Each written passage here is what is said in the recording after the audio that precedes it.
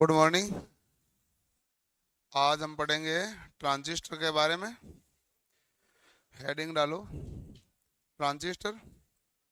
और कोई भी आवाज़ नहीं करें, क्लास को बिल्कुल भी डिस्टर्ब नहीं करें। हम लगातार पढ़ते हुए ट्रांजिस्टर को पूरा करेंगे। यदि बाकी रह गया तो मुझे नहीं पता, इसलिए कोई आवाज़ नहीं करें। आज अपना ट्रांजिस्टर पूरा होना है, उसी हिसाब से हम पूरा पढ़ रहे हैं।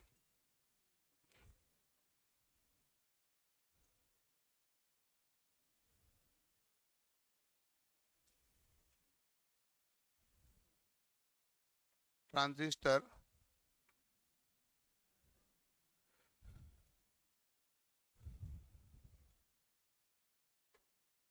ट्रांजिस्टर हमारे पास ऐसे लिखा जाता है। इसका मतलब होता है transfer plus register. Transfer plus register यानी कि ये प्रतिरोध का स्थानांतरण करता है। इनपुट से आउटपुट किसको भेजता है? प्रतिरोध को। तो ये है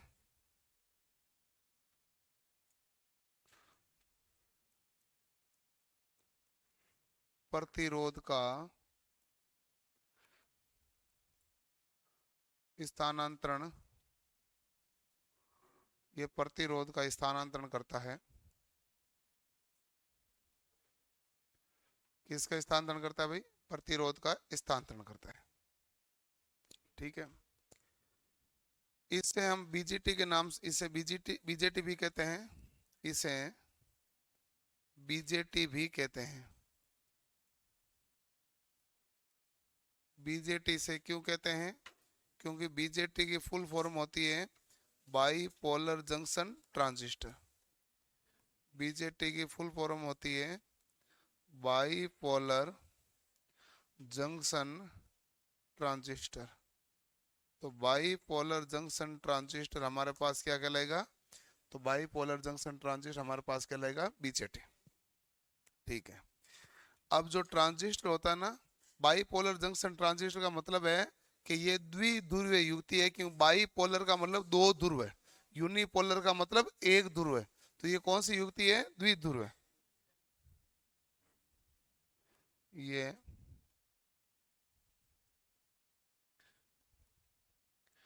द्विध्रुवीय युक्ति है। और इम्पोर्टेंट एक और लाइन, सबसे इम्पोर्टेंट, कि हमारे पास जो बीजेटी होता है या ट्रांजिट होता है, ये करंट कंट्रोल होता है, वोल्टेज कंट्रोल होता है। तो आंसर है करंट कंट्रोल। वोल्टेज कंट्रोल नहीं होता। वोल्टेज कंट्रोल तो एपीटी होता है। ये क्या होता है? ये current control current source device है। Current control current source. ये है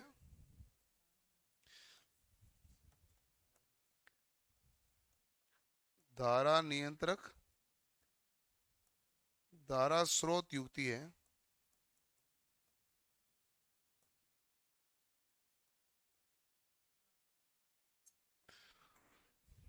ये धारा नियंत्रक, धारा स्रोत युक्ति है। ये current control current source device है। धारा नियंत्रक, धारा स्रोत युक्ति है। कल कहाँ गए थे तुम? हैं?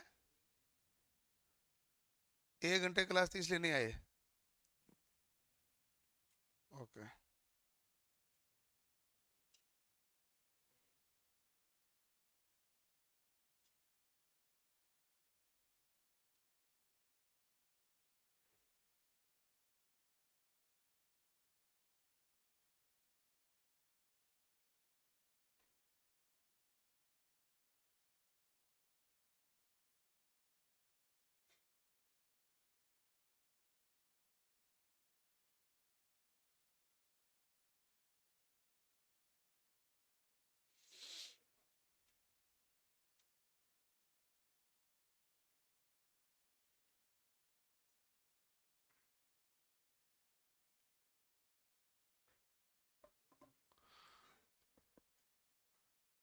लिख लिया भाई?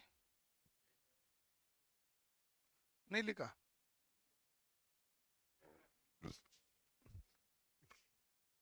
जल्दी करो जल्दी करो।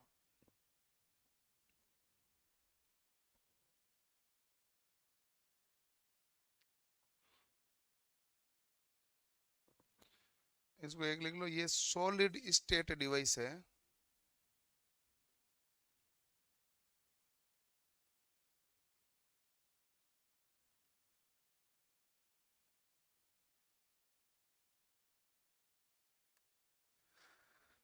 इसका मतलब होता है ठोस अवस्थीय युक्ति या ठोस अवस्था युक्ति।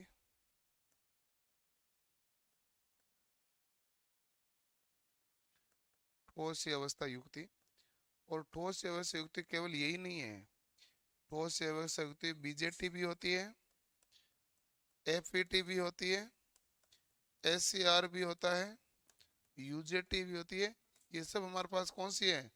ठोस अवस्था युक्ति। डायोड भी ठोस अवस्था युक्ति होता है, ठोस रूप में तो होता है, तो ठोस अवस्था युक्ति है।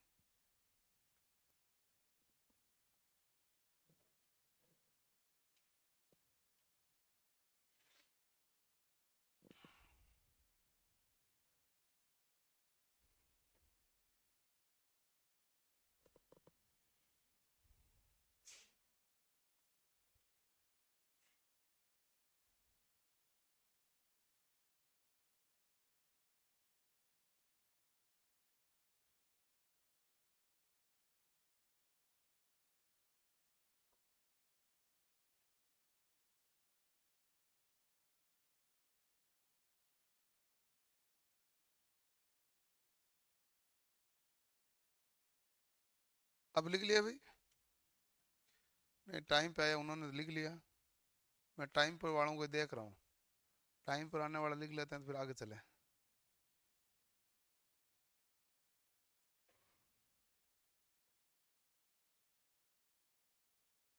हो गया? चलो। अब जो बीजेटी के बारे में, अब जो बीजेटी के बारे में बता रहे हैं उसको विशेष ध्यान रखना।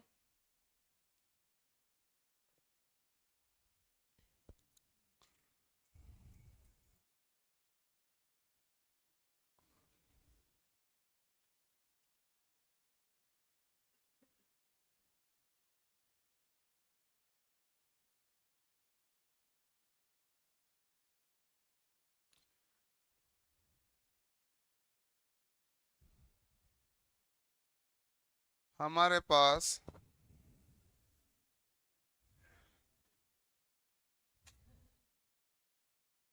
जो ट्रांजिस्टर होते हैं,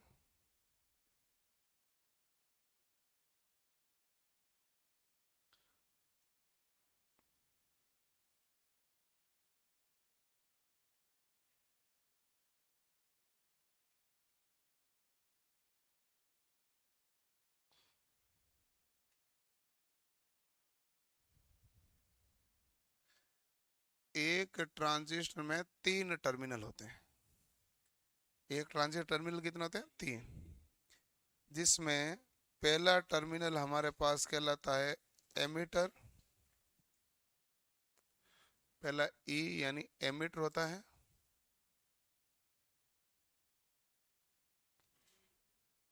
एमीटर को हिंदी में कहेंगे उत्सर्जक है।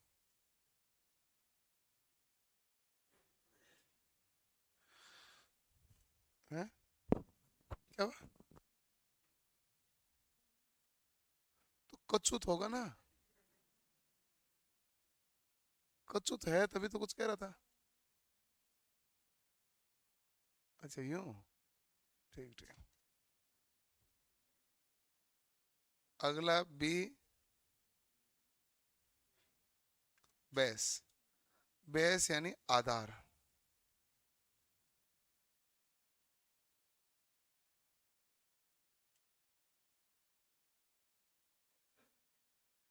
और सी हमारे पास क्या होता है भाई? कलेक्टर।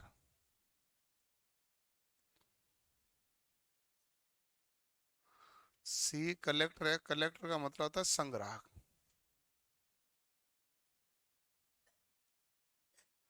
तो हमारे पास 3 टर्मिनल हैं, एमीटर, बेस, कलेक्टर। और इन तीन टर्मिनल के आधार पर हमारे पास तीन परतें बनी है, एक एमिटर की है, दूसरी बेस की और तीसरी कलेक्टर की। अब उनको दो प्रकार से बांटा जाता है, या तो पीएनपी या एनपीएन। फॉर एग्जाम्पल मैं कहता हूं कि ये हमारे पास है पीएनपी। क्या है? पीएनपी। ठीक है, पीएनपी है।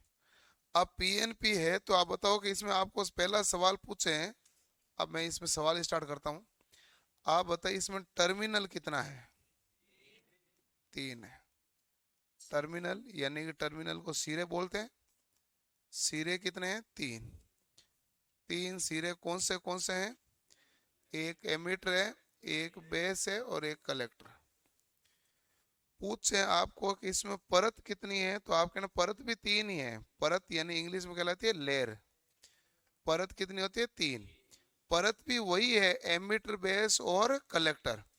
परत भी क्या होगा? टर्मिनल के हिसाब से ही है, लेकिन इनको क्या है कि आगे दो भागों में बांट दिया जाता है कि एक हमारे पास पीएनपी हो सकता है और यह हमारे पास क्या हो सकता है? एनपीएन।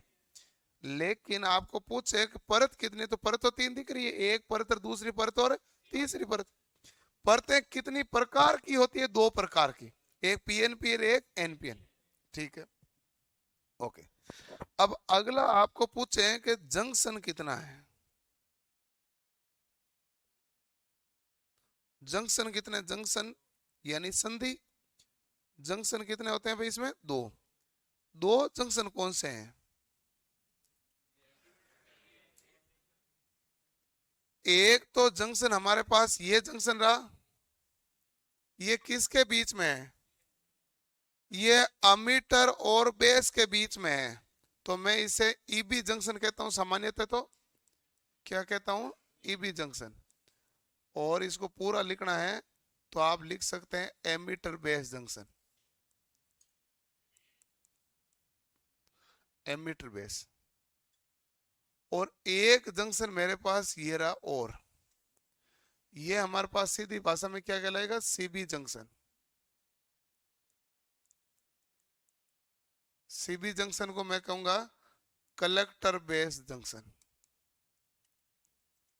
क्या कहेंगे? Collector base junction. तो दो जंक्शन है। ठीक है। अब आपको सवाल पूछा जाए कि बताइए इसमें अवक्षय परत कितनी है? अवक्षय परत यानी डिप्लीशन लेयर कितनी है? दो। जितने जंक्शन होते हैं उतने अवक्षय परत है। तो आप कहेंगे भाई जंक्शन कितने? दो है ना। एक है ईबी और दूसरा कौन सा है? सीबी। और जंक्शन के ऊपर जो परत बनती है उसे क्या कहते हैं? अवक्षय परत। फॉरवर्ड बाइस में होता है तो परत का आकार क्या होता है भाई? छोटा। और रिवर्स बाइस में होता है तो परत का आकार क्या होता है? बड़ा।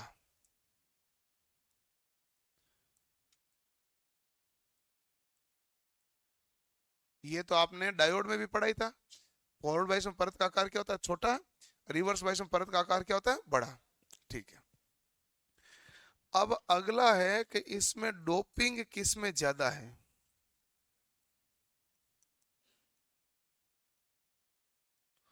डोपिंग ज्यादा किस में होती है? तो डोपिंग ज्यादा है एमिटर में। इसलिए एमिटर क्या कहलाएगा? उत्सर्जक। उत्सर्जक तो वही है ना जिसके पास ज्यादा है तभी तो उत्सर्जन करेगा, तो उत्सर्जक। तो एमिटर के पास डोपिंग क्या होती है? ज्यादा। उसके बाद कलेक्टर में होती है। सबसे कम डोपिंग किस में होती है? बेस में। और जिसमें डोपिंग ज्यादा होती है तो उसी से आपको पता चलता है कि धारा भी क्या होगी? ज्यादा। डोपिंग से ही धारा आएगी, क्योंकि अशुद्धि मिलाने से चालकता बढ़ती है। इसलिए आपको पूछे धारा कौन सी ज्यादा है, तो आप कहेंगे एमिटर धारा सबसे बड़ी, उसके बाद कौन सी धारा? कलेक्टर, और सबसे कम धारा कौन सी? बेस। तीन धारा हो गई। ठीक है, बात डोपिंग आ गया। अब इसके बाद में आगे देखो कि आपको पूछे आकार किसका बड़ा है भाई? कौन सी परत का आकार बड़ा है? आकार कौन सी परत का बड़ा दिख रहा है आपको? आपको सबसे बड़ा किसका दिख रहा है? कलेक्टर का। तो सबसे बड़ा आकार है कलेक्टर का, उसके बाद है एमीटर का, और सबसे छोटा है बेस का। कलेक्टर का आकार बड़ा है तो चैनल का प्रतिरोध भी क्या होगा, ज्यादा, और चैनल का प्रतिरोध ज्यादा तो ऊष्मा भी क्या प्रदान करेगा, ज्यादा। अब सवाल पूछेगा कौन सी परत ज्यादा हीट देती है, कलेक्टर, क्योंकि परत ये चैनल क्या है, बड़ा, और जितना बड़ा चैनल होगा उसका प्रतिरोध उतना ही ज्यादा होगा, क्योंकि इलेक्ट्रॉन को यहां से यहां जाने में ज्यादा बाधा आएगी। ठीक है।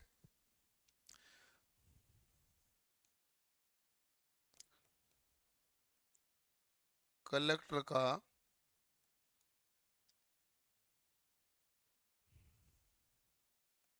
आकार बड़ा है, अतः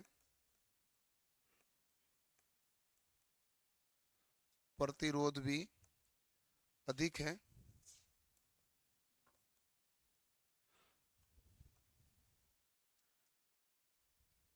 इसलिए यह अधिक ऊष्मा प्रदान करता है।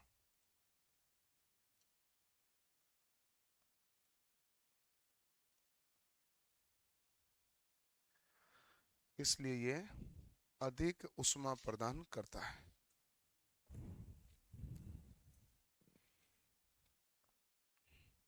और ये स्लाइड ध्यान रखना, सबसे ज्यादा सवाल इसमें पूछे जाते हैं। आसान सवाल सारा इसी स्लाइड में पड़ता है।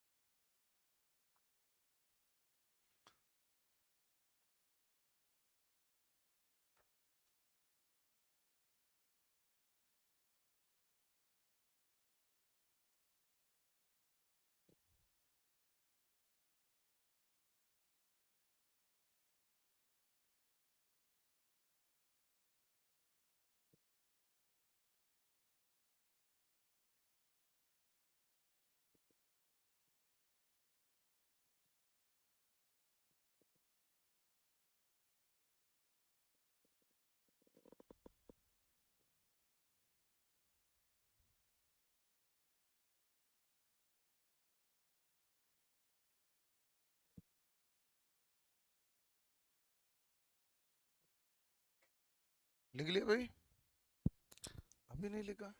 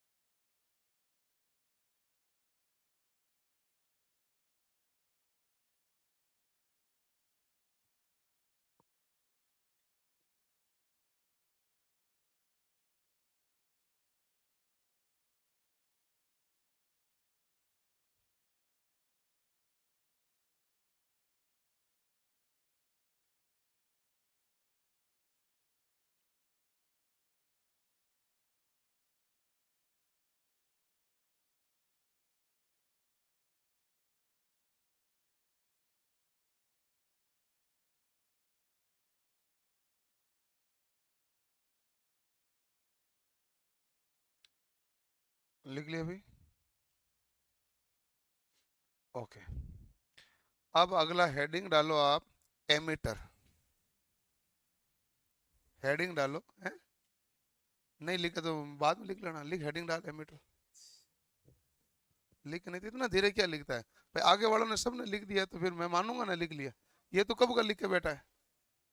तो आप तुम्हारा आसपास चेंज करो, ढंग का आसपास लाओ। आसपास की तो कमी चल रही है तुम्हारे आसपास। मैं आगे वाली लाइन देख रहा हूँ, मैं पीछे वाली लाइन क्यों देखूं। हाँ, हेडिंग डालो एमीटर। लिखो इसमें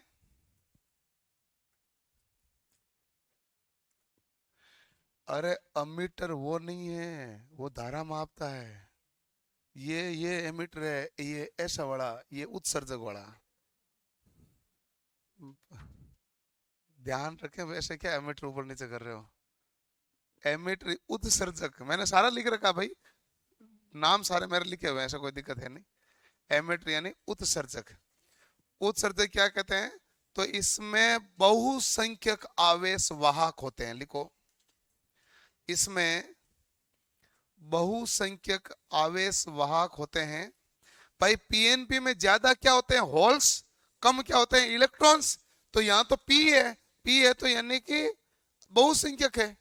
तो इसमें बहुसंख्यक आवेश वाहक होते हैं जो उत्सर्जित होके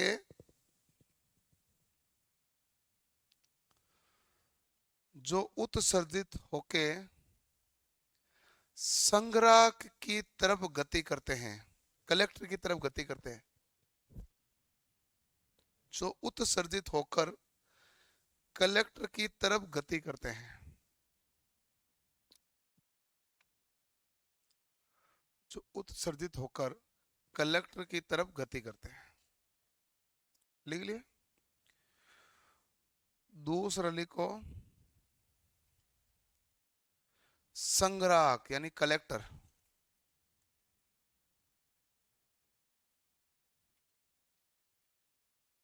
दूसरा लिखो संग्राहक यानी कलेक्टर। तो लिखो यह बहुसंख्यक आवेश का, यह बहुसंख्यक आवेश वाहक कहा, यह बहुसंख्यक आवेश वाहक का संग्रहण करते हैं। यह बहुसंख्यक आवेश वाहक का संग्रहण करते हैं। यह बहुसंख्यक आवेश वाहक का संग्रहण करते हैं।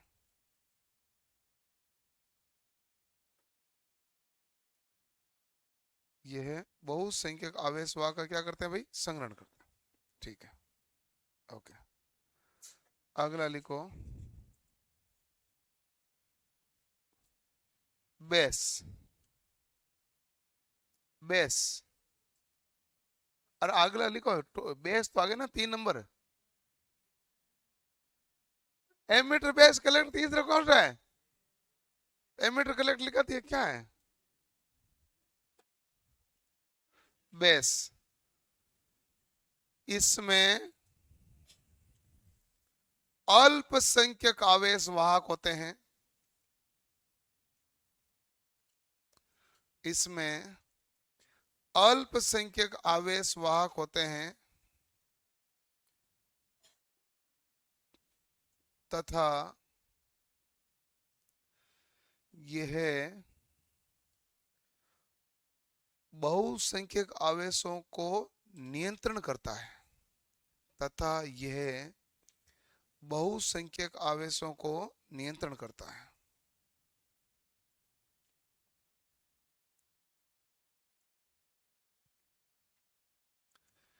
इसका आकार भी सबसे छोटा होता है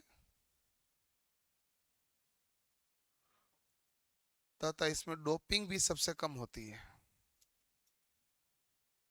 इसका आकार भी सबसे छोटा होता है तथा इसमें डोपिंग भी सबसे कम होती है। अगला अपन देखते हैं कि ट्रांजिट हमारे पास कितने प्रकार के होते हैं।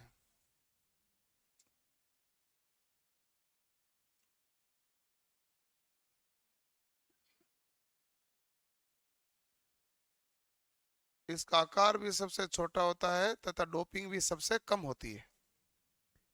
ट्रांजिट हमारे पास दो प्रकार का होता है।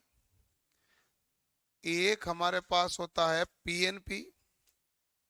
सबसे पहला जो ट्रांजिस्टर का निर्माण हुआ था ना 1947-48 में हुआ था। 1947 में हो गया था पब्लिश, 1948 में हुआ था।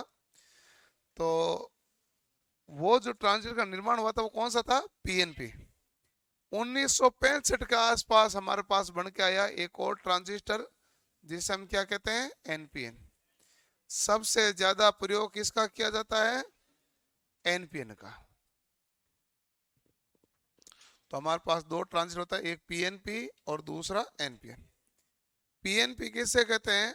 तो इसकी प्योर डेफिनेशन है कि इसमें दो पी टाइप पदार्थों के बीच एक एन टाइप का पदार्थ सैंडविच के रूप में होता है। सैंडविच का रूप का मतलब होता है दो ब्रेडों के बीच डाली जाती है ना सब्जी, तो उसे कहते हैं सैंडविच। तो इसी को दो पी के बीच क्या है? एन। तो इसको कौन सी रूप कहते हैं? सैंडविच रूप। बर्गर जैसा नहीं है, सैंडविच जैसा ही है ये। उस आकार को सैंडविच बोला जाता है। दो ब्रेडों के बीच में या दो कोई भी वस्तुओं के बीच में तीसरी वस्तु को रखोगे तो उस आकार को सैंडविच बोला जाता है। उस आकार का नाम ही सैंडविच होता है। इसमें दो पी टाइप पदार्थों के बीच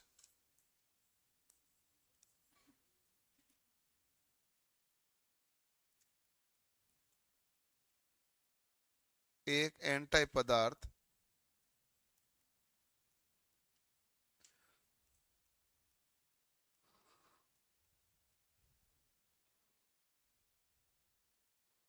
सैंडविच के रूप में होता है।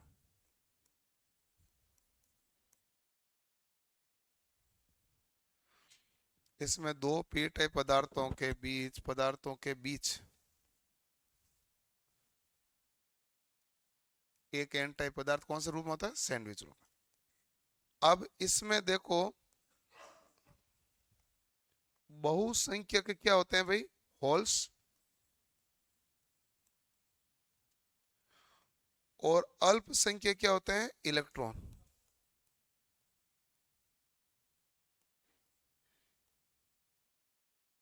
ठीक है। एनपीएन के बारे में बताओगे तो क्या बताएंगे? इसमें दो एन टाइप पदार्थों के बीच एक पी टाइप का पदार्थ सैंडविच के रूप में होता है। इसमें दो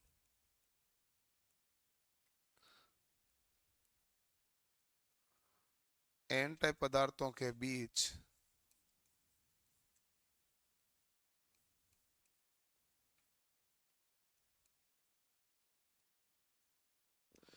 एक पी टाइप पदार्थ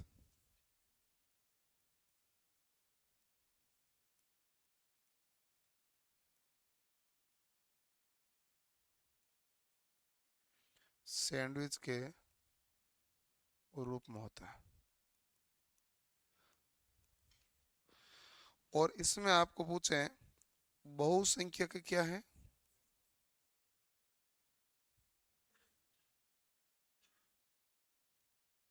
और अल्पसंख्यक क्या है?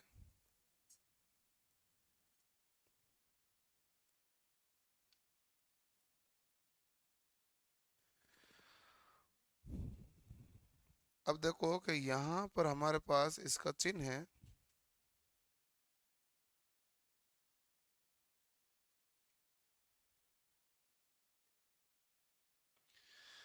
इसको अब आप ध्यान से देखो कि हमारे पास जो एक ये तो होता है एमिटर, ये कहलाता है बेस, ये कहलाता है कलेक्टर। और पीएनपी है तो बताओ एमिटर क्या हो गया भाई? पी।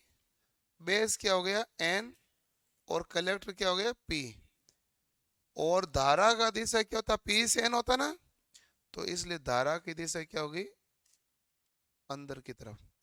और पीएनपी में पी का मतलब प्रवेश ऐसा मान लेना, धारा की दिशा अंदर की तरफ।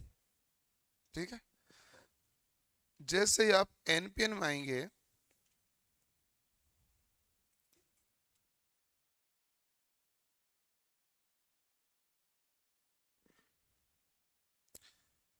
ये है एमीटर, कलेक्टर और बेस।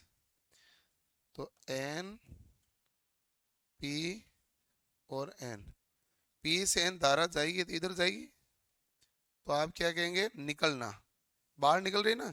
एनपीएन में एन का मतलब निकलना और पी का मतलब क्या हो गया, प्रवेश। तो ये ध्यान रखिएगा। हमारे पास ट्रांजिस्टर कितने प्रकार के हैं, दो, एक एनपीएन है, दूसरा पीएनपी।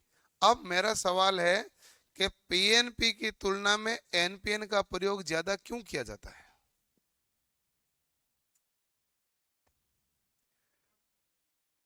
इलेक्ट्रॉन ज्यादा है तो क्या हुआ, गति तेज होगी, गति तेज होगी तो फास्ट रेस्पॉन्स देगा। इसलिए हम कौन सा प्रयोग करेंगे, एनपीएन का। फास्ट रेस्पॉन्स के लिए पीएनपी की तुलना में एनपीएन का प्रयोग किया जाता है, क्योंकि इलेक्ट्रॉन की गतिशीलता होल से अधिक होती है। ये लिखो, उसके बाद नोट डाल के लिख लेंगे नीचे। तुम क्या सब कुछ पहले लिख के बैठे हो क्या, ऑनलाइन वाला कोर्स लिख लिया आपने सारा, कोई पहले वाला कोर्स है आपके पास।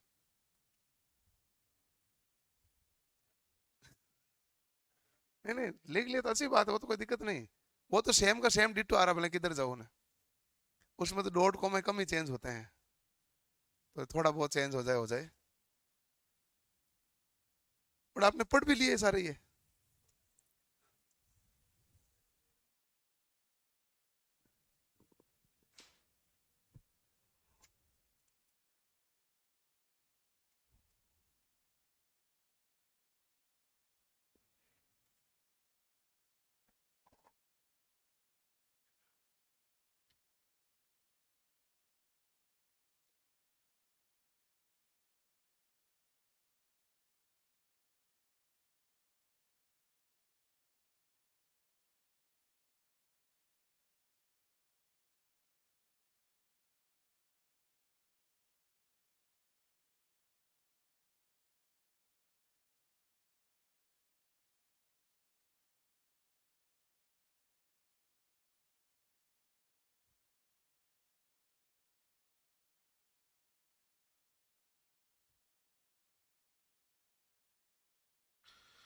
ध्यान रहे, अब की बार संडे को छुट्टी नहीं है,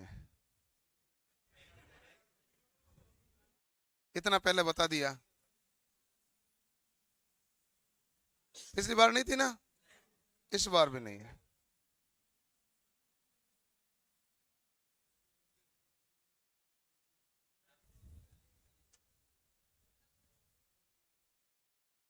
क्या हुआ,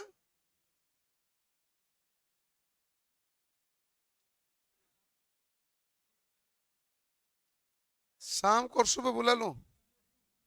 अरे शाम को सुबह बुलाना तो तुम छोड़ो, तुम्हें तो एक संडे में ही तुम्हारा माथा दर्द कर रहा है। जीता नहीं, बैठो बैठो बोले कि घर बुला लियो, घर क्यों बुलाओ थे ना।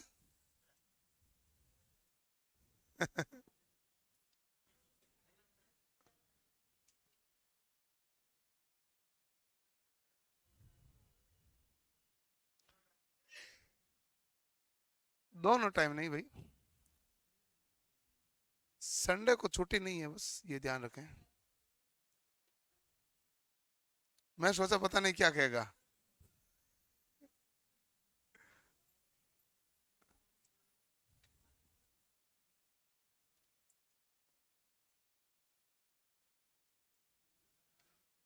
लिख लिया, नोट डाल के लिखो।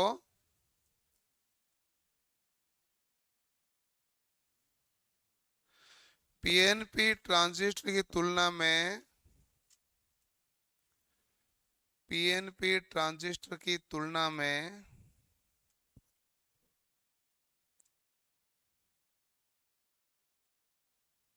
एनपीएन ट्रांजिस्टर का उपयोग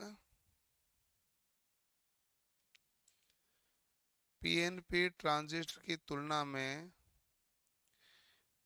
एनपीएन ट्रांजिस्टर का उपयोग अधिक किया जाता है क्योंकि इलेक्ट्रॉन की गतिशीलता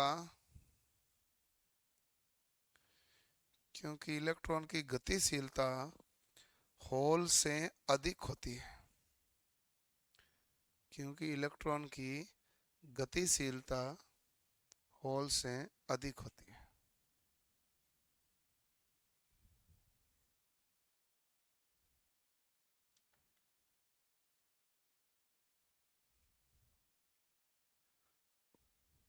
ठीक है भाई। अब देखो कि हमारे पास ट्रांजिस्टर में अलग अलग प्रकार के मोड होते हैं। तुम्हें वह वापस सोचो तो ऐसा लगता है मुझे कि आपको लिखाते रहूं मैं, कितना शांति बनी रहती है। अब देखो कि हमारे पास चार प्रकार के मोड होते हैं। एक है हमारे पास एक्टिव मोड,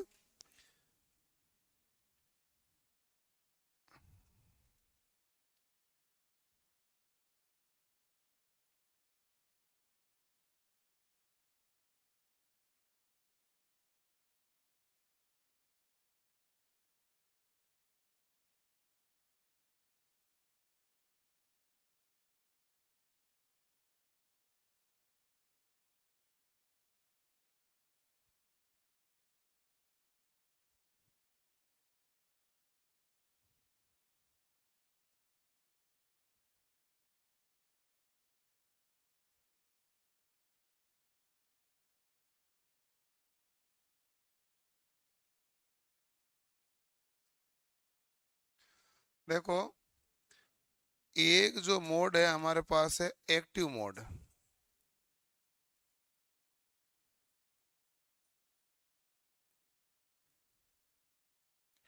एक्टिव मोड को आप हिंदी में कहेंगे सक्रिय मोड,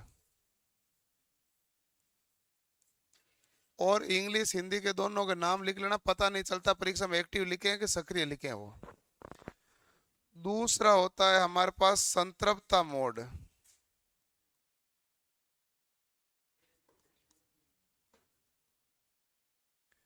जिसे हम कहते हैं saturation mode.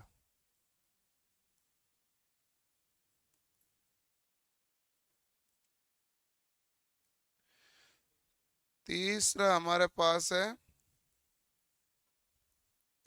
Cut off mode.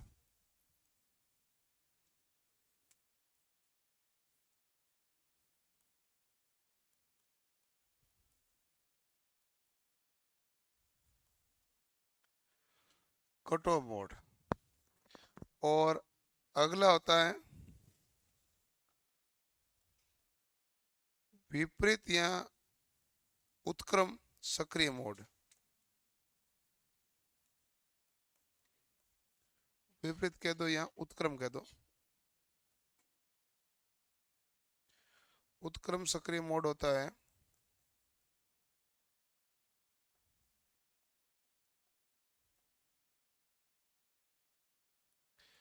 Reverse active mode. ठीक है। और हमारे पास दो जंक्शन होते हैं, एक है ईबी जंक्शन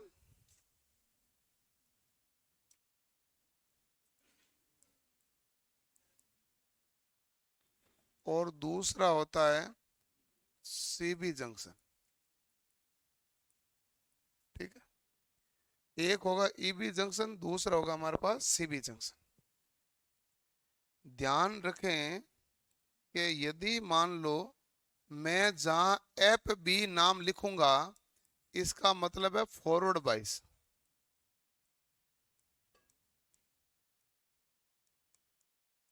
फॉरवर्ड बाइस यानी अग्रगामी या अग्र अभिनति। और एक होता है आर बी, जिसे कहते हैं रिवर्स बाइस।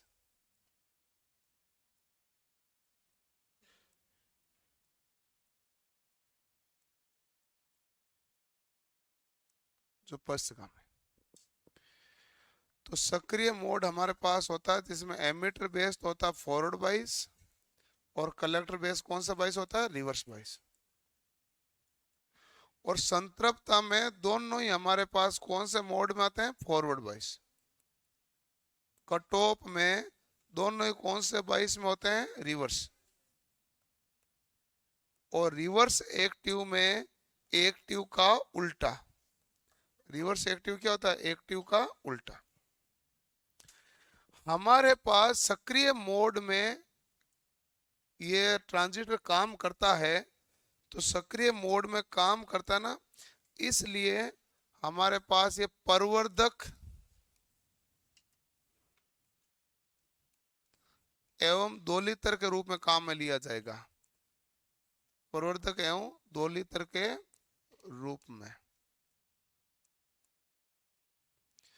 प्रवर्धक और दोलित्र के रूप में, प्रवर्धक और दोलित्र तो अपना अगला चैप्टर भी है एक, एम्पलीफायर एंड ऑसिलेटर। तो एम्पलीफायर एंड ऑसिलेटर किससे निर्मित होते हैं, ट्रांजिस्टर से। तो वो कौन से मोड में होंगे, सक्रिय मोड में। ट्रांजिस्टर हमारे पास स्विच की भांति भी काम करेगा, और स्विच में ये जो कंडीशन देगा ना सेचुरेशन, वो तो देगा ऑन, और कट ऑफ देगा वो क्या देगा, ऑफ। रिवर्स एक्टिव में ट्रांजिस्टर काम नहीं करता, ये कंडीशन ही है, जो इसकी उल्टी कंडीशन होती है वो क्या कहलाती है, रिवर्स एक्टिव कहलाती है। तो प्रवर्धक एवं दोलित्र के रूप में ट्रांजिस्टर काम करता है, तो कौन से मोड में करता है, सक्रिय मोड में। सक्रिय मोड में ईबी जंक्शन कैसा होगा, फॉरवर्ड बाइस। सीबी जंक्शन कैसा होगा, रिवर्स बाइस। कौन से मोड में दोनों ही जंक्शन फॉरवर्ड बाइस होंगे, संतृप्तता में फॉरवर्ड बाइस है ना। और कौन से में दोनों मोड रिवर्स बाइस होंगे, कट ऑफ मोड। तो ये मामला, ठीक है, करो नोट।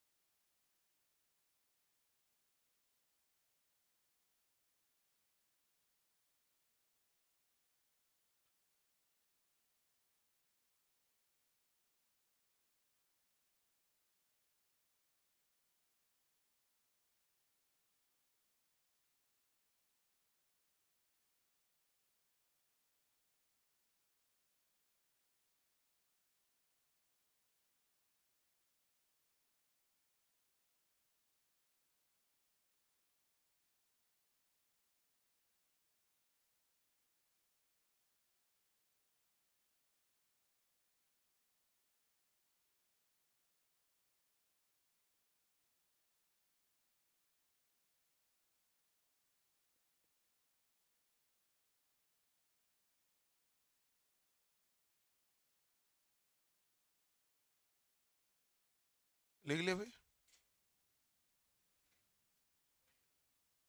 ओके, एक हमारे पास टेबल बनती है कॉमन बेस, कॉमन एमिटर और कॉमन कलेक्टर की। सबसे पहले मैं टेबल लिख देता हूँ, फिर मैं common base, common emitter, common collector समझा देता हूँ, क्योंकि उसके बाद में एक साथ ही आ जाएंगे, सारे सूत्र आने हैं सारे। तो एक बार मैं टेबल ही लिख देता हूँ, ठीक है ना। उस जल्दी लिखो भाई।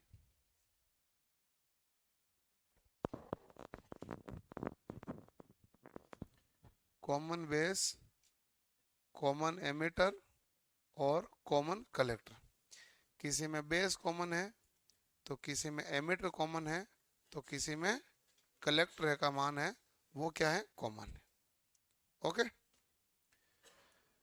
अब जो हमारे पास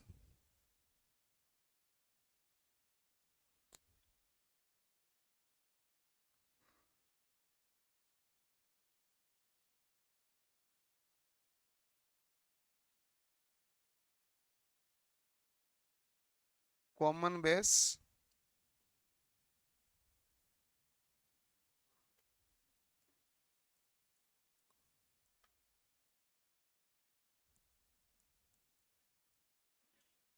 कॉमन कलेक्टर, नहीं सॉरी, कॉमन एमिटर,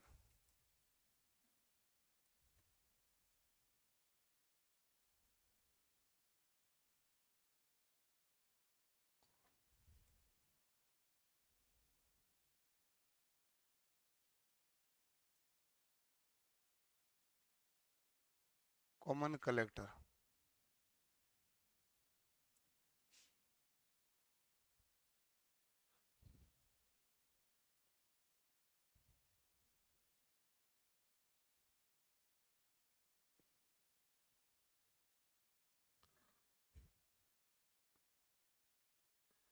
एक है इनपुट प्रतिरोध या इनपुट प्रतिबाधा,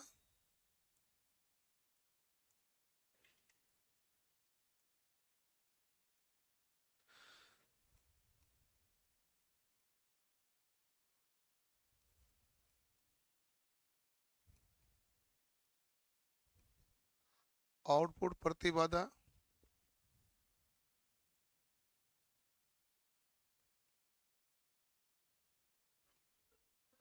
करंट गेन,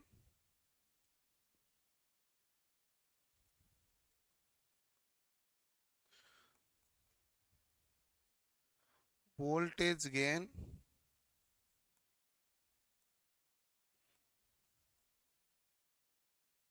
पावर गेन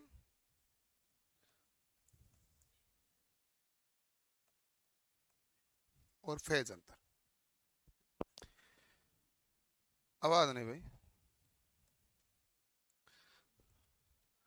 हमारे पास इनपुट प्रतिबाधा का मान है जो कम होता है और आउटपुट प्रतिबाधा का मान क्या है, उच्च, कॉमन बेस में। जबकि कॉमन कलेक्टर में इनपुट प्रतिबाधा का मान तो उच्च है, आउटपुट प्रतिबाधा का मान क्या होता है, कम। ठीक है, और ये हमारे पास दोनों क्या होता है, मध्यम।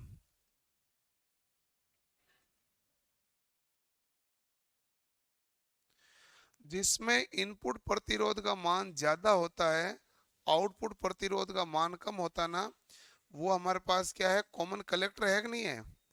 और कॉमन कलेक्टर प्रतिबाधा मैचिंग के रूप में काम करता है। किसके रूप में काम करेगा, अच्छा, प्रतिबाधा मैचिंग के रूप में कौन और काम करता है, तो प्रतिबाधा मैचिंग में और जो काम करता है उसका नाम है ओपेम्प। ओपेम्प होता है ऑपरेशनल एम्पलीफायर, परिचालन प्रवर्धक। वो भी प्रतिबाधा मैचिंग का कार्य करता है, कॉमन कलेक्टर भी करता है। क्योंकि इन दोनों के अंदर कंडीशन क्या है कि आर आई तो है हमारे पास अनंत, आर जीरो है बराबर जीरो। मतलब इनपुट प्रतिबाधा है उच्च और आउटपुट प्रतिबाधा क्या है, जीरो। इससे हम क्या कहते हैं, प्रतिबाधा मैचिंग के रूप में काम करना। और यहाँ कहते हैं बफर के रूप में। ये हम किसके रूप में कहते हैं, बफर। और आपको याद हो तो हमने ये लाइन नोट गेट में लिखी थी। नोट गेट भी यही काम करता है, जीरो को वन, वन को जीरो, हाई को लो, इसके कारण। तो input impedance higher output impedance low होता है तो ही वो प्रतिबाधा मैचिंग कहलाती है। प्रतिबाधा मैचिंग के रूप में दो ही डिवाइस काम करती है, एक कॉमन कलेक्टर है, एक ओपेम्प यानी ऑपरेशनल एम्पलीफायर, प्रचालन प्रवर्धक। करंट गेन देखो, आउटपुट प्रतिबाधा उच्च है तो करंट गेन तो क्या हो जाएगा, कम। और ये कॉमन एमीटर में क्या होगा, ये भी उच्च होगा और ये भी उच्च होगा भाई। हम इसको मध्यम तो कह सकते हैं, लेकिन केवल यदि मान लो ये तो एक से कम है, ये करंट गेन क्या आएगा, एक से कम, और ये हमारे पास 99 है तो ये है 100, तो दोनों उच्च ही हो ना भाई, और ये एक से कम होता है। जबकि वोल्टेज गेन है जो ये उच्च है, ये भी उच्च है, और ये क्या होता है, कम। वोल्टेज और करंट को गुणा करोगे तो पावर होगा, पावर गेन तो ये उच्च हो गया, ये भी मध्यम है, और कॉमन कलेक्टर भी क्या होता है, मध्यम। और एक और इंपॉर्टेंट अंतर, इसमें फेज अंतर 0 डिग्री का है, इसमें 0 डिग्री का है। कॉमन एमीटर में 180 डिग्री का है। कॉमन एमीटर में इनपुट और आउटपुट के बीच फेज अंतर कितना डिग्री का है, 180 डिग्री। कॉमन एमीटर में इनपुट और आउटपुट के बीच 180 डिग्री का फेज अंतर है, इसीलिए इसका प्रयोग हम प्रवर्धक एवं दोलित्र में करते हैं। किसमें करते हैं, प्रवर्धक एवं दोलित्र में। क्यों प्रयोग करते हैं, तो इनपुट और आउटपुट के बीच फेज अंतर कितना डिग्री है, 180 डिग्री, इसलिए। अब ये टेबल बड़ी कठिन है, बट आप लिख लो, इसके आगे की चीजें समझाएंगे आपको।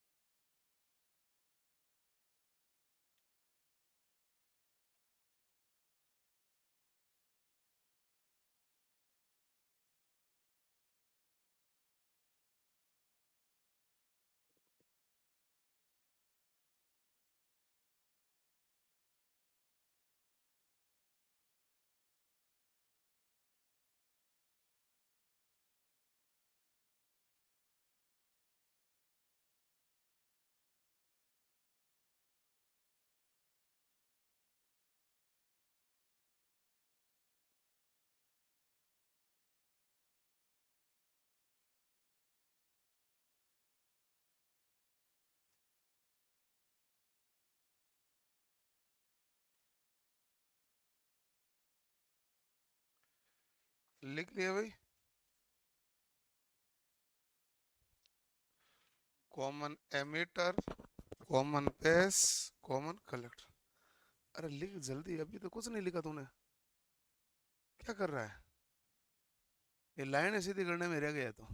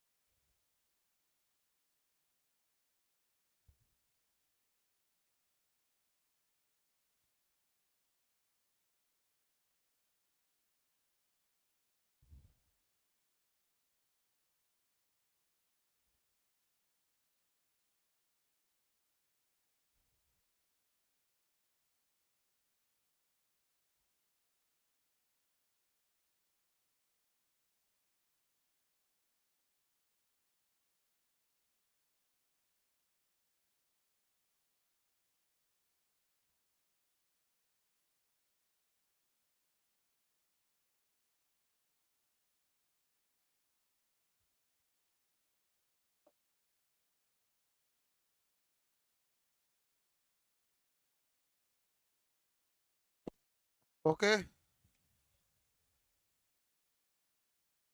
है। कहाँ ओपी? अच्छा वो ओपैम्प कहलाता है। Op dash A M P, इसकी फुल फॉर्म है ऑपरेशनल एम्पलीफायर, हिंदी में कहते हैं प्रचालन प्रवर्धक।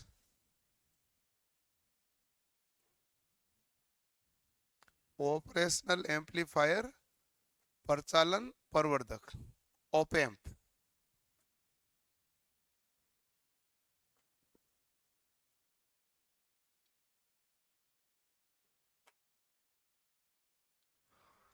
वैसे सोशल मीडिया में एक ओपी ओपी चलता है, उस ओपी का मतलब क्या होता है? नहीं पता आपको?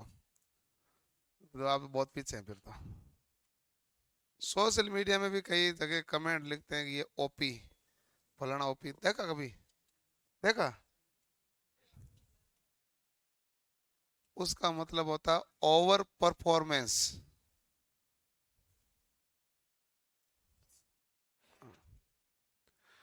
लिख लिया? क्या बाकी रह गए तेरे? चलो अब देखो कि हमारे पास,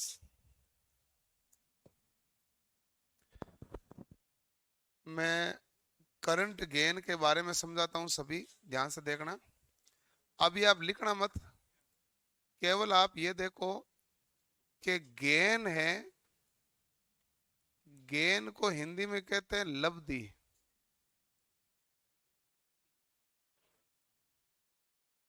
गेन को हिंदी में क्या कहते हैं? लब्धि।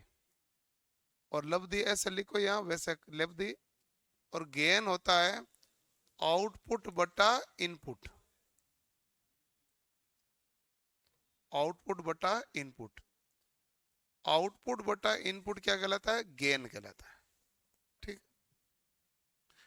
और यदि कोई आपको कहे, करंट गेन के बारे में बात करें कि करंट गेन है, तो करंट गेन का मतलब आप यही कहेंगे आउटपुट करंट बटा इनपुट करंट, यही होगा। तो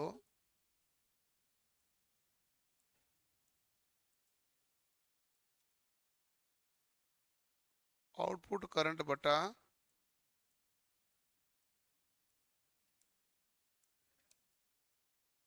इनपुट करंट। आउटपुट करंट बटा इनपुट करंट हमारे पास क्या कहलाता है? Current gain. ठीक है। इसके आधार पर हमारे पास गेन तीन प्रकार के हैं। पहला है कॉमन बेस करंट गेन। पहला हमारे पास क्या होता है भाई? इंग्लिश में लिख देता हूं पहले तो, common base current gain. Common base current gain, Hindi में इसे कह गए, कॉमन को क्या कहते हैं? उभयनिष्ठ,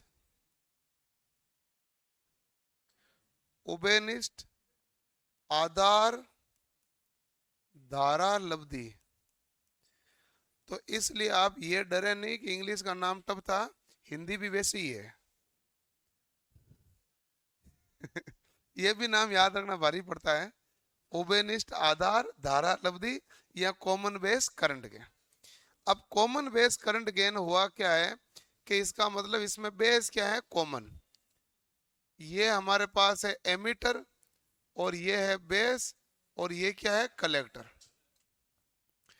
और यहां पर बेस कॉमन ले लिया। और देखो कि मान लो ये पीएनपी ट्रांजिस्टर है, कौन सा है? पीएनपी। तो इस मोड को फॉरवर्ड बाइस में जोड़ दिया, इसको मैंने कौन से में जोड़ा? रिवर्स में। आप देख लो एक्टिव मोड है कि नहीं है? ये बेस कॉमन है कि नहीं है? पहली बात देखो, बेस एमीटर के साथ भी जुड़ा, कलेक्टर के साथ भी जुड़ा, तो बेस क्या है? कॉमन। तो पहला तो ये जो मैंने डायग्राम बनाया है, ये कॉमन बेस का है। और दूसरा है कौन से मोड का है? Active mode.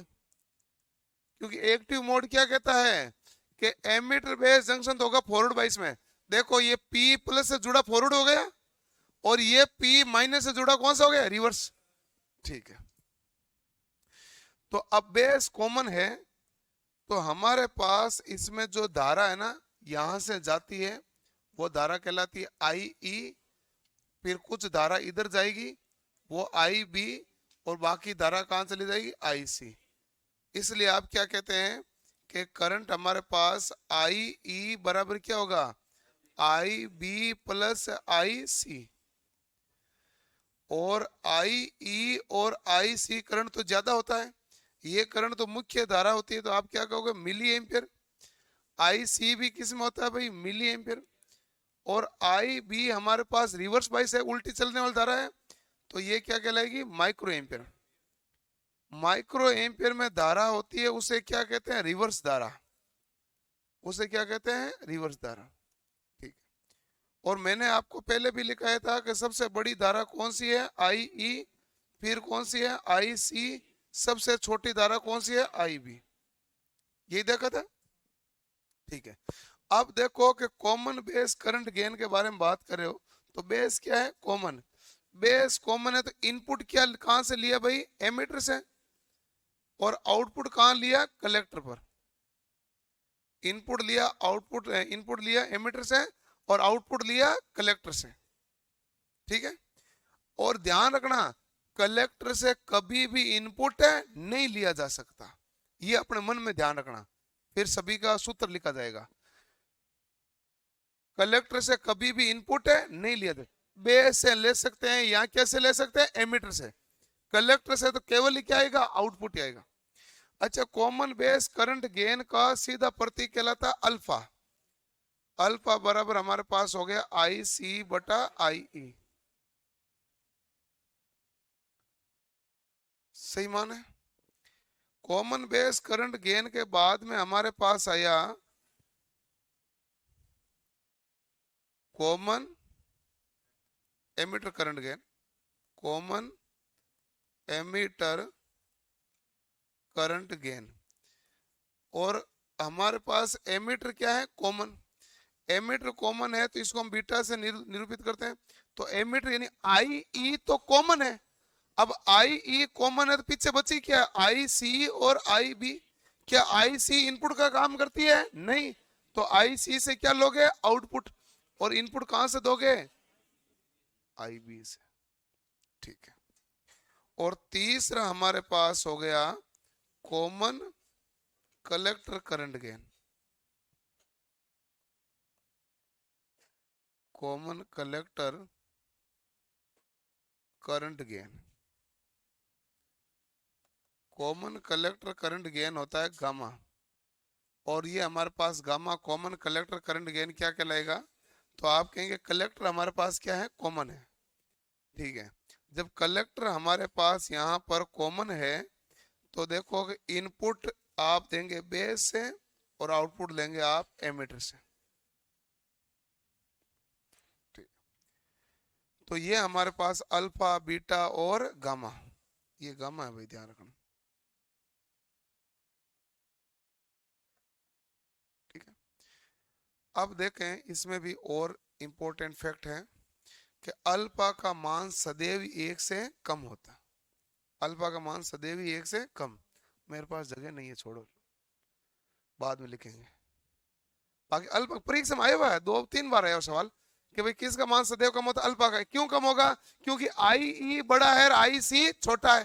देख लो, अब के छोटी राशि में बड़ी का भाग दोगे तो क्या होगा, मान तो एक से कम होगा, तो अल्फा का मान सदैव एक से कम होता है।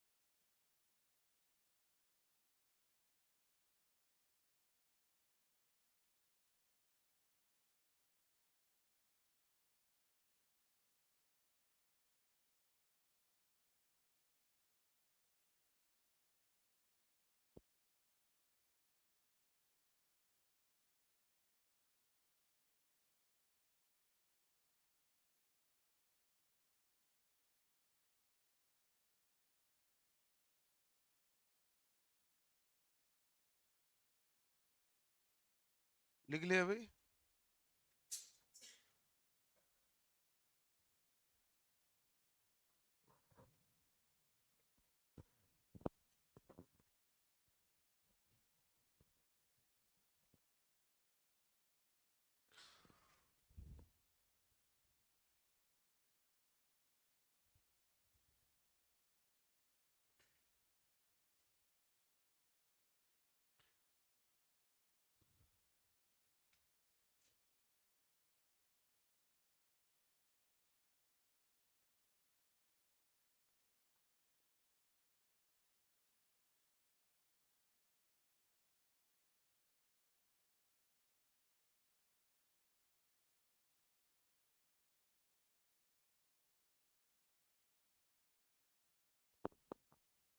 ठीक है, लिख लिया।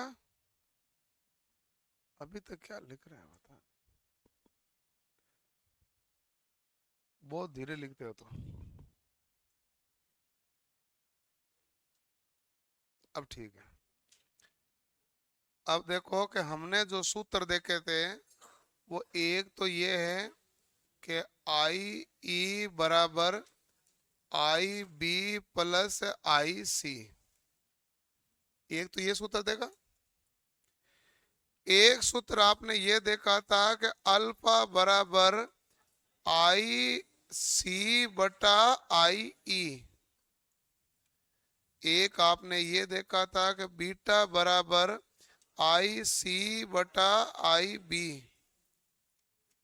एक देखा था आपने गामा बराबर आई ई बटा आई बी। इनको सोल्व करेंगे तो हमें मिलेगा अल्फा बराबर बीटा अपॉन 1 + बीटा। अल्फा बराबर बीटा अपॉन 1 + बीटा।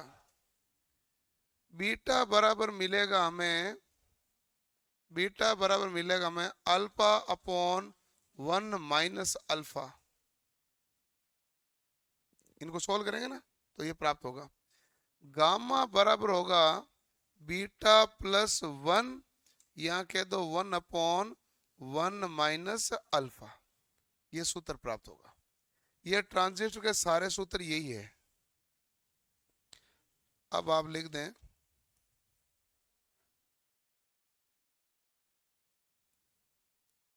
अल्फा का मान सदैव 1 से कम।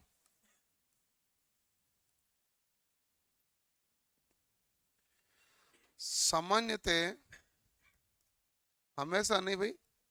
देखो, सामान्यतः क्या होता है, सामान्यतः अल्फा का मान 0.99 है, बीटा का मान है 99 और गामा का मान है 100।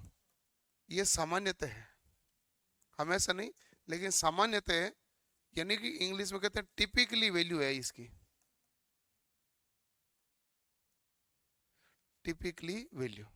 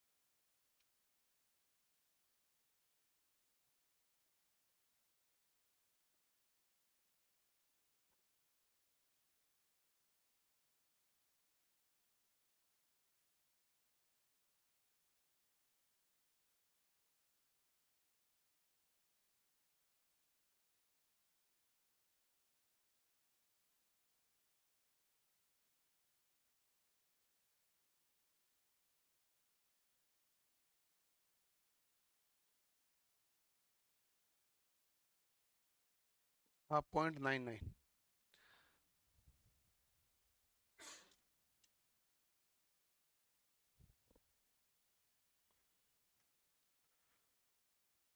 लिख लिया भाई।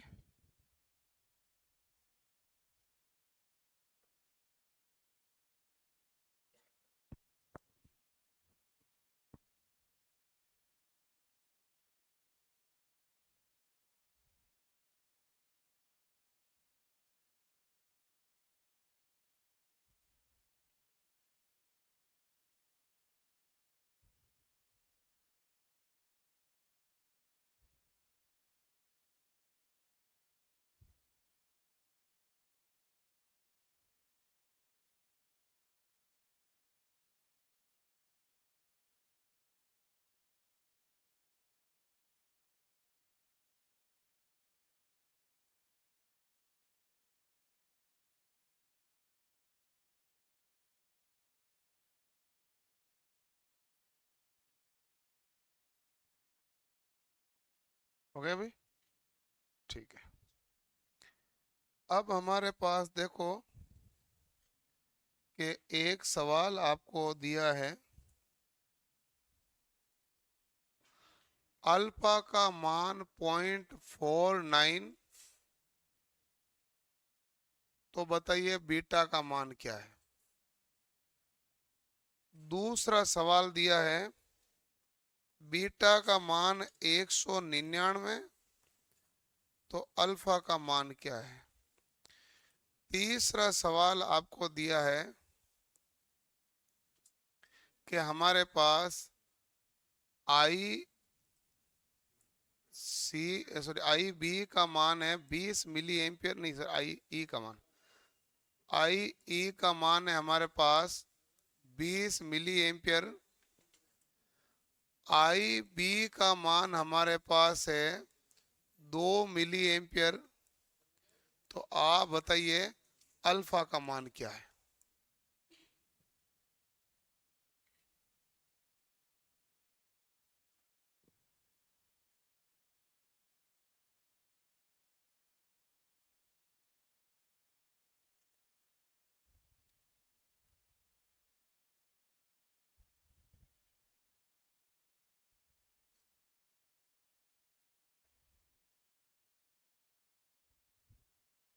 ट्रांजिस्टर हमने पूरा पढ़ लिया, इसके बाद हम पढ़ रहे हैं इसी टॉपिक के अंदर है एफईटी, फील्ड इफेक्ट ट्रांजिस्टर। ये सवाल करो।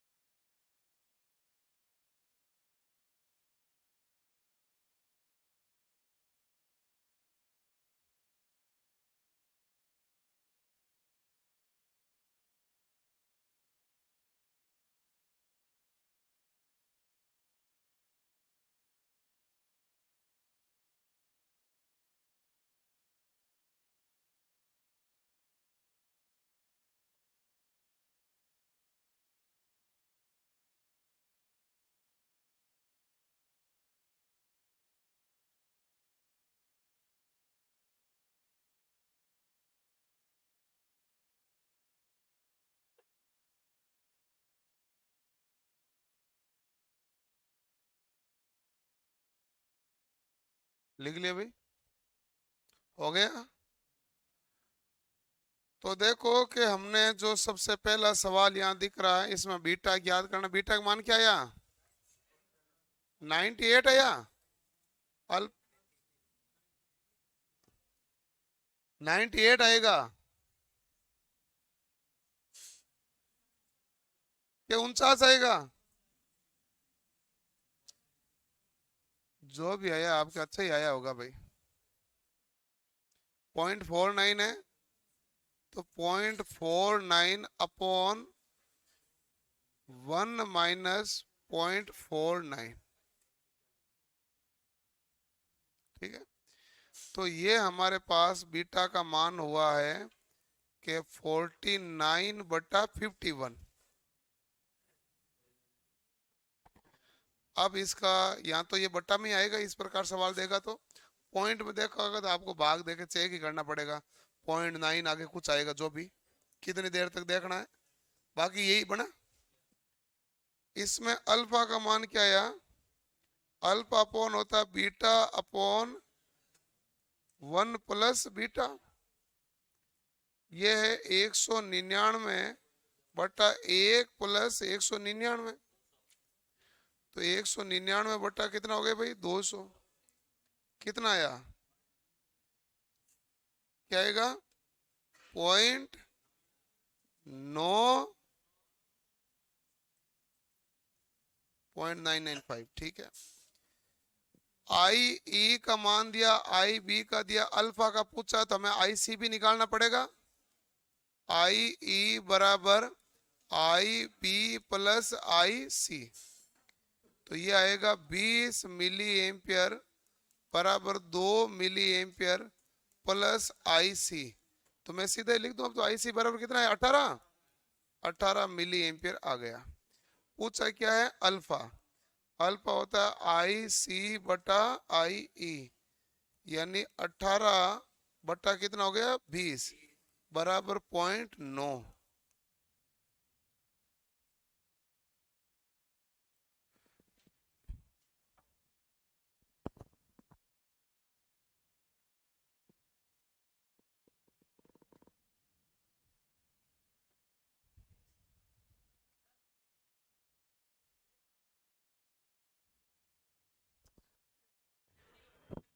है आपको गणित का सिंपल फंडा बताते हैं। एक में से 0.49 घटाना पड़ेगा।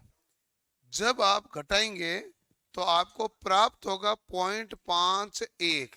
फिर हमने पॉइंट से पॉइंट हटा दिए, और इतना आप कर सकते थे। गणित आती है, मैंने बड़ा कोई गुणत किया नहीं है। सूत्र में वैल्यू रखने बाद में नहीं आ रहा तो फिर क्या ही करेंगे भाई? वैल्यू रखने बाद तो हो ही जाना चाहिए ना आपसे।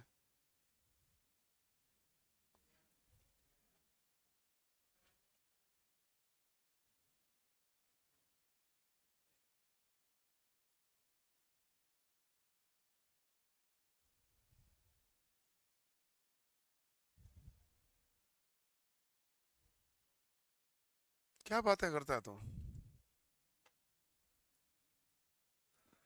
सूत्रों का भाई जिंदगी में पहली बार देख रहे हो, सीधा 7 सूत्र एक साथ दिख रहे हैं तो ऊपर नीचे तो होगा ही।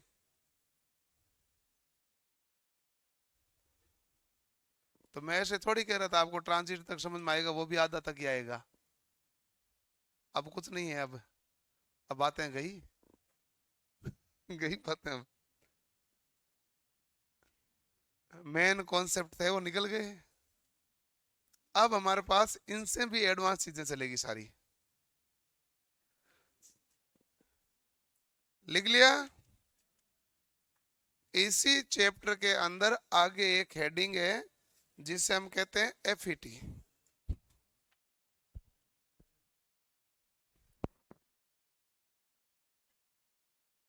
एफईटी क्या होता है भाई?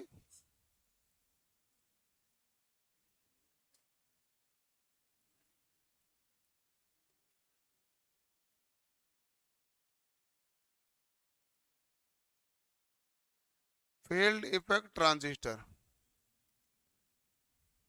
आवाज नहीं भाई।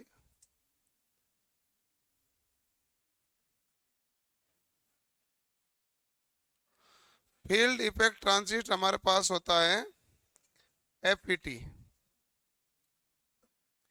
एफईटी है, दो प्रकार का होता है। एक होता है जे एफईटी, एक होता है मोस एफईटी। जे एफईटी को आप कहते हैं junction field effect transistor. Junction field effect transistor वो हमारे पास क्या कहलाएगा, जे एफईटी। दूसरा हमारे पास होता है वो होता है मोस एफईटी।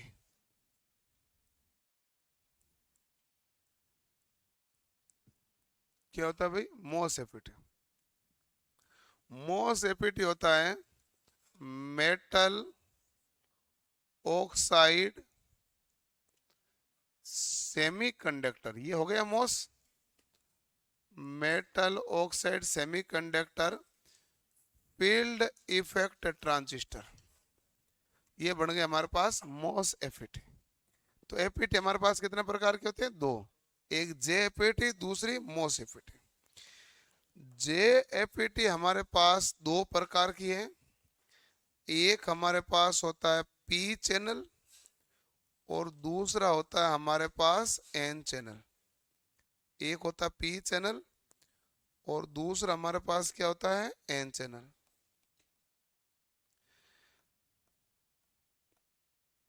पी चैनल में बहुसंख्यक आवेश क्या होंगे, होल। जिसमें बहुसंख्यक आवेश क्या होंगे, होल। तो बहुसंख्यक आवेश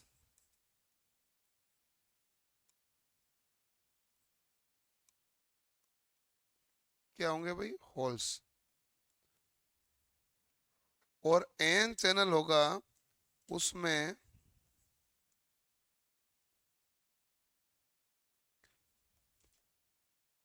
बहुसंख्यक आवेश क्या कहलाएंगे, इलेक्ट्रॉन। ठीक है, ओके। अब देखो कि हमारे पास इसमें तीन टर्मिनल होते हैं, drain, gate, source. Drain, source और ये रहा गेट। ये पी चैनल का सिंबल है,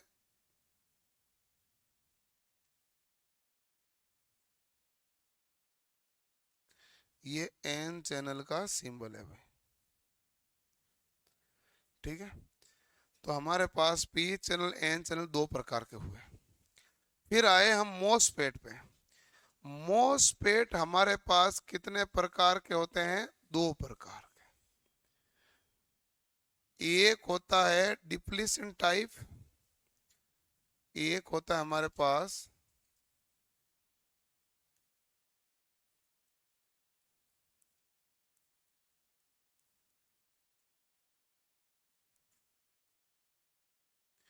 डिप्लीशन टाइप मोसफेट और एक होता है एनहेंसमेंट टाइप।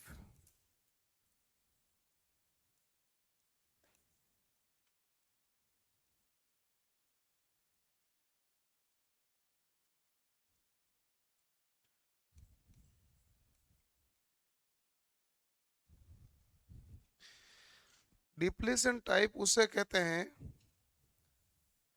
वह मोसफेट जिसमें चैनल ऑलरेडी बना हुआ है।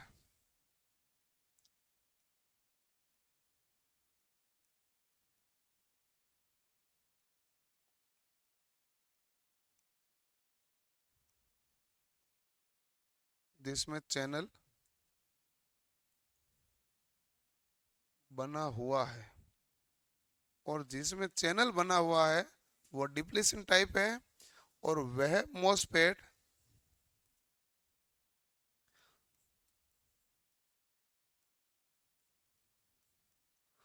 जिसमें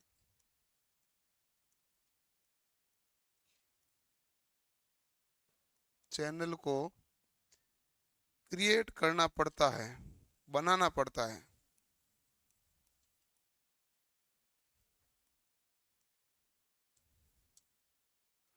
वो हमारे पास कहलाता है एनहेंसमेंट टाइप। डिप्लीशन टाइप होते हैं वो हमारे पास दो प्रकार के होते हैं, जिसमें एक होता है पी चैनल और दूसरा होता है एन चैनल।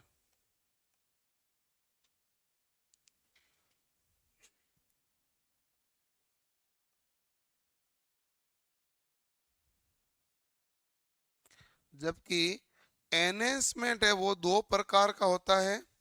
एक होता है पी मोस और दूसरा होता है एन मोस।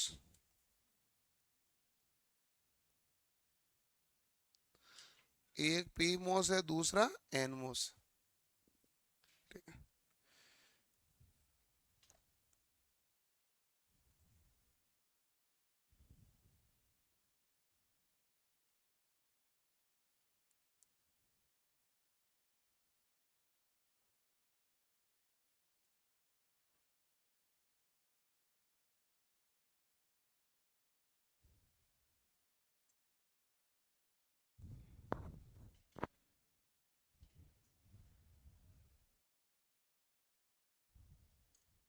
ये है गेट ड्रेन सोर्स।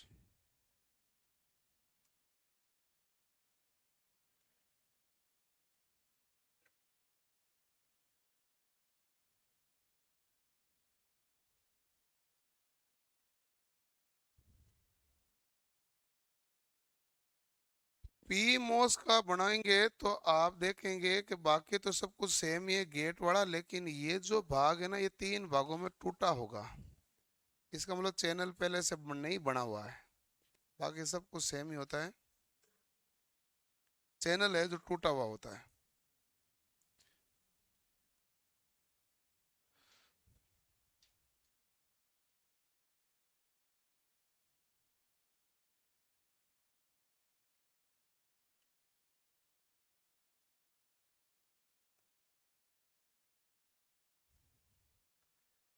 क्लियर।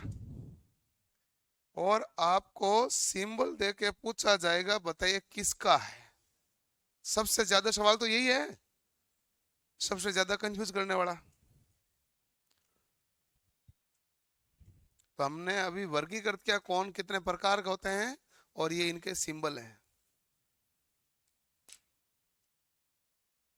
हाँ लिखो।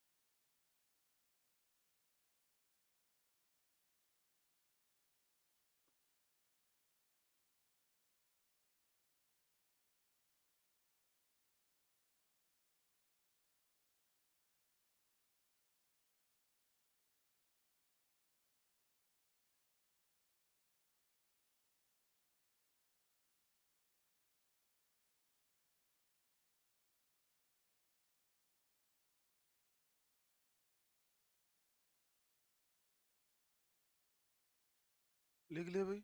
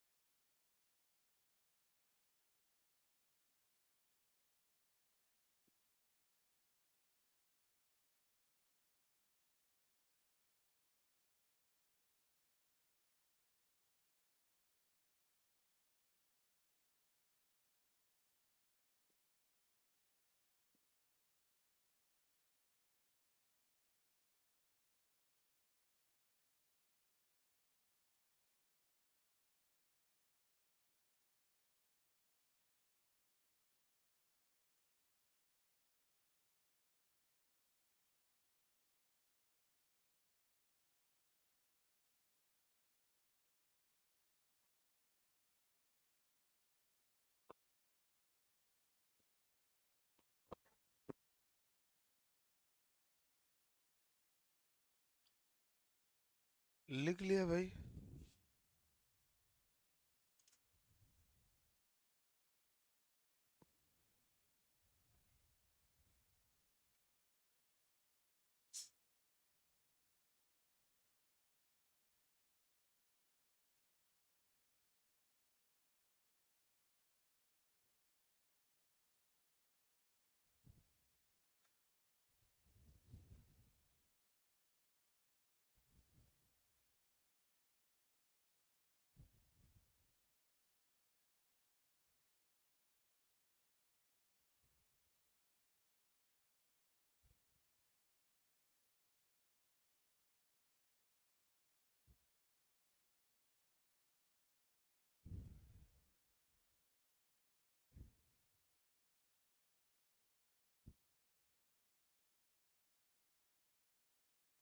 अब आपने लिख ही लिया है।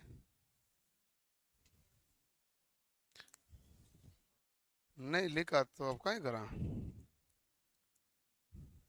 चैप्टर तो वैसे मुझे लगता अधूरा ही रहेगा ये। बट हम सबसे पहले एक सवाल आता परीक्षा में, मैं मोसपेट के बारे में बता दूं फिर जेफेट बता दूं। मोसपेट तो हो जाए। सबसे पहला है मोसपेट में टर्मिनल कितने हैं, बताओ। तो आप कहेंगे 3 टर्मिनल। तब 3 टर्मिनल है तो नाम क्या है, तो आप कहेंगे गेट, सोर्स और ड्रेन। मोसपेट में टर्मिनल कितने हैं कि 4 टर्मिनल।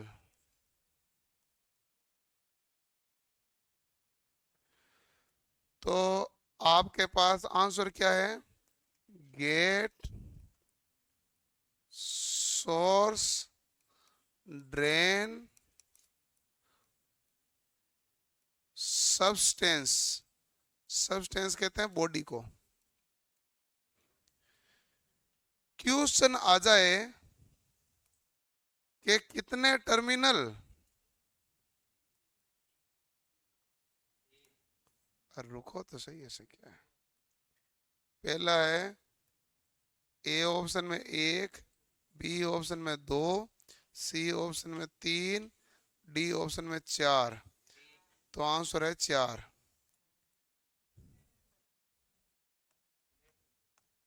कितने टर्मिनल, आइए मैं सवाल बता रहा हूँ सारे में। ए ऑप्शन है 1, बी ऑप्शन है 3, सी ऑप्शन है 4 और डी ऑप्शन है 3 या 4। 3 या 4, ठीक है।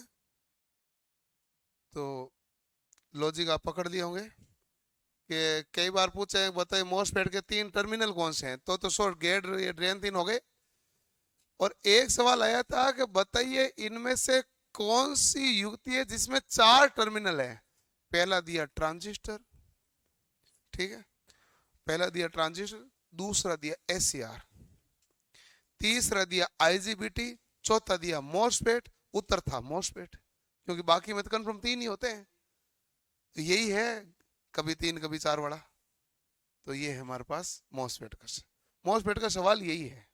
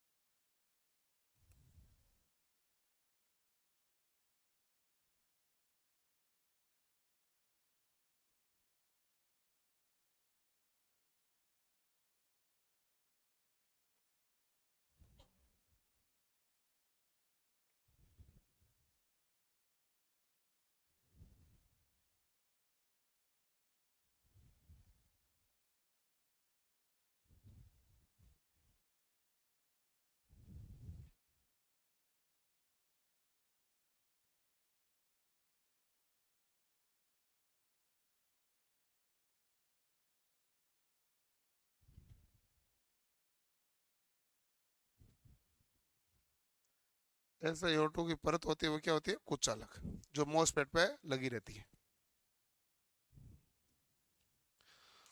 मॉसफेट के ऊपर एक SiO2 की परत लगी रहती है जो क्या होती है? कुचालक होती है। अब देखो कि एपीटी के बारे में बाकी है, JFET के बारे में पढ़ेंगे, एपीटी के बारे में। लिख ले, क्या फोटो खींचेगा भाई, लिख ले। अब फिर फोटो क्यों खींचे है? मैं हटा दूंगा तो PDF दूंगा ना फिर मैं। ऐसे क्या करो, फोटो कितने का लो बताए, PDF देते हैं हम आपको।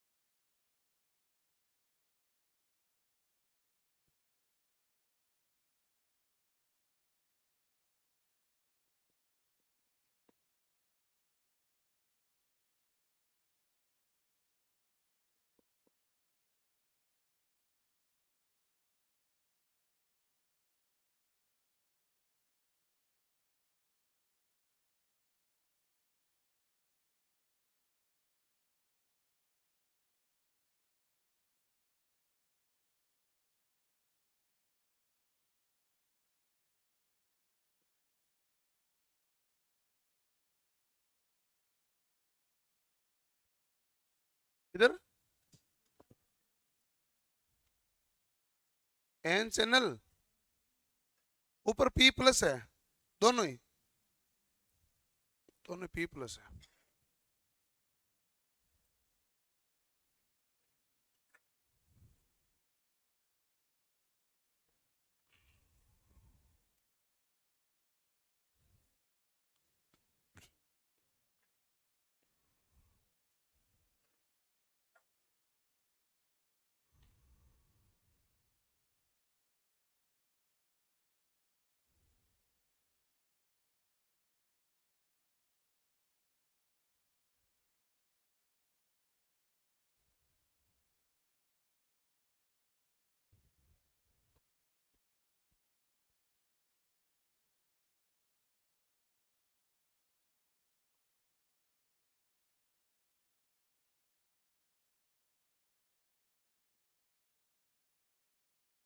ठीक है भाई, रेडी है, कोई तकलीफ नहीं।